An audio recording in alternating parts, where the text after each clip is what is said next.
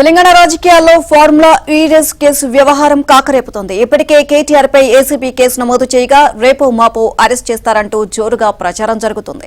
అయితే అవినీతి లేనప్పుడు కేసేంటి అని బీఆర్ఎస్ ప్రశ్నిస్తోంది. ఇవాళ అసెంబ్లీలో ఈ రేస్ పై చర్చించాలి అంటూ బీఆర్ఎస్ వాయిదా తీర్మానం ఇచ్చింది.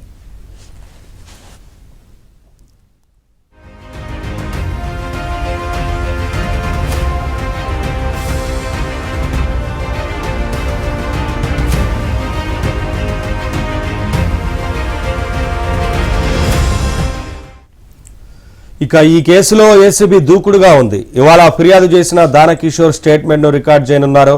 ఆ తర్వాత హెచ్ఎండిఏ కార్యాలయంలో రికార్డులను పరిశీలించనున్నారు ఏసీబీ అధికారులు.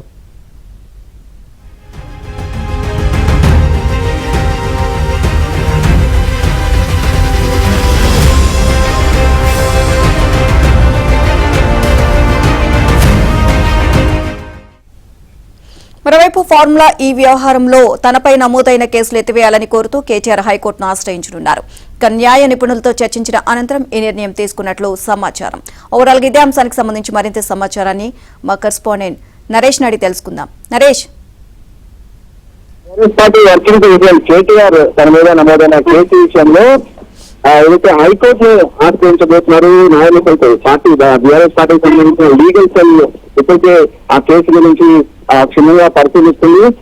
ఈ నేపథ్యంలోనే హైకోర్టుకు వెళ్లాలని కూడా ఒక సూత్రప్రాయ అంగీకారం తెచ్చారు. ఇందులో భాగంగానే ఈరోజు హైకోర్టు కూడా ఆశ్రయించబోతారు. ఇంకొక వైపు కేటీఆర్ చాలా బలంగా డిమాండ్ చేస్తారు. అసెంబ్లీ సమావేశాలు జరుగుతున్న నేపథ్యంలో అసెంబ్లీలో ఈ కేసు గురించి చర్చించాలనేది ఆయన డిమాండ్ గా ఉంది. మొన్న ముఖ్యమంత్రి రేవంత్ రెడ్డికి బహిరంగ లేఖ కూడా రాశారు కేటీఆర్. ఏదైతే అసెంబ్లీ సమావేశాల్లో ఈ ఫార్ములా ఈ రేసింగ్ సంబంధించిన వ్యవహారాన్ని చర్చించాలి. అందులో భాగంగానే ఏదైతే నిన్న కూడా ఆయన విజ్ఞప్తి చేశారు పదే అయినప్పటికీ కూడా ప్రభుత్వం నుంచి ఎలాంటి స్పందన వాస్తవానికి కేటీఆర్ చెప్తున్నారు.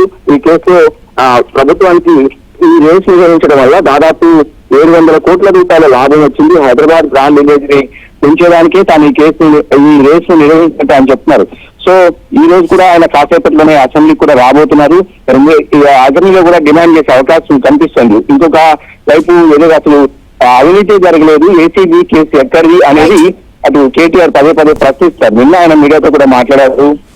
ఇందులో భాగంగా దాదాపు సుదీర్ఘంగా 1.5 గంటల పాటు ఆయన మీడియా అంటే ప్రెస్ కాన్ఫరెన్స్ ఈ రేస్ ను ఎందుకు నిర్వహించాల్సి వచ్చింది, అసలు పూర్వపరాలు ఏంటి అనే అంశాన్ని కూడా పెద్ద ఎత్తున ఆయన నిన్న మీడియా ముఖ్యంగానే చెప్పిన పరిస్థితి. అయితే ప్రభుత్వం వైపు నుంచి కూడా గట్టిగానే కౌంటర్ వినిపిస్తూ ఒకవేళ అసెంబ్లీలో ఈ కేసు ఏదైతే ఈ ఫార్ములా ఈ రేస్ కేసుకు సంబంధించిన వ్యవహారాన్ని చర్చించాలంటే కనుక బీఏసీ సమావేశంలోనే అడిగి ఉండాల్సింది. కానీ అలా చేయలేదు.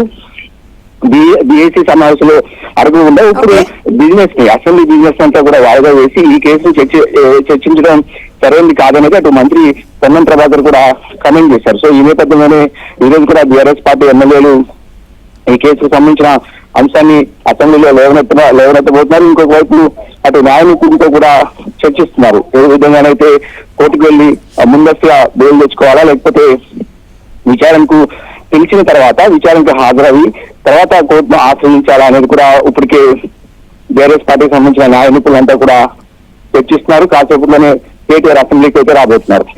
Right, thank you Naresh.